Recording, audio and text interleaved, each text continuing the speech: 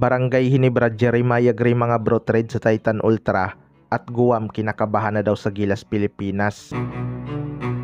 So hindi na nga basta-basta ang ating national team ngayon mga bro.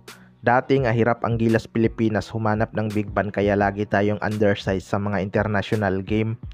Pero ngayon nga ay katakot-takot na ang ating lineup lalo na kapag bumalik na si Kai Sotto. Hindi na talaga biro ang front court ng Gilas Pilipinas. Skilled at mabibilis na nga ang ating mga big man pagdating sa international game.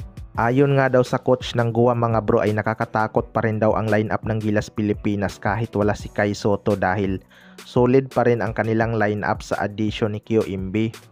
Well, para sa akin mga bro, liyamado talaga ang Gilas Pilipinas kontra Guam kung pagbabasihan natin ang kanilang mga previous game. Pero hindi nga minamaliit ni Coach Tim Con ang Guam dahil syempre ini-improve din nila ang kanilang team at laro habang paparating pa ang laban nila kontra Gilas.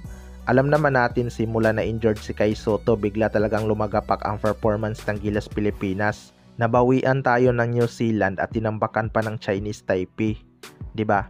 Kaya hindi pa rin ito magiging madaling laban para sa Gilas Pilipinas. Nandyan din kasi si Jericho Cruz na pwedeng mag-step up sa kanilang opensa. Kaya dapat talaga mag-ingat pa rin ang Gilas at sana ma-execute nila ng tama ang kanilang laro. Hindi naman issue ang chemistry sa kanila kaya magkakaamuya naman sila. Sa kabilang banda naman mga bro, Barangay Hinebra Jeremiah Gray trade sa Titan Ultra. Ito nga si Jeremiah Gray ang isa sa mga nangunguna sa opensa ng Barangay Hinebra. Pinapataas nga ni Coach Tim Con ang kaniyang kumpiyansa. Pero ayon nga sa source mga bro ay ititrade daw pala sana itong si Jeremiah Gray kay Joshua Monson sa Titan Ultra. Kaya lang nagbago nga daw ang plano ng Barangay Hinebra dahil sa ganda ng pinapakita ni Jeremiah Gray. Well, para sa akin mga bro, hindi naman na kailangan ng Barangay Hinebra ang kagaya ni Joshua Monson na ball dominant.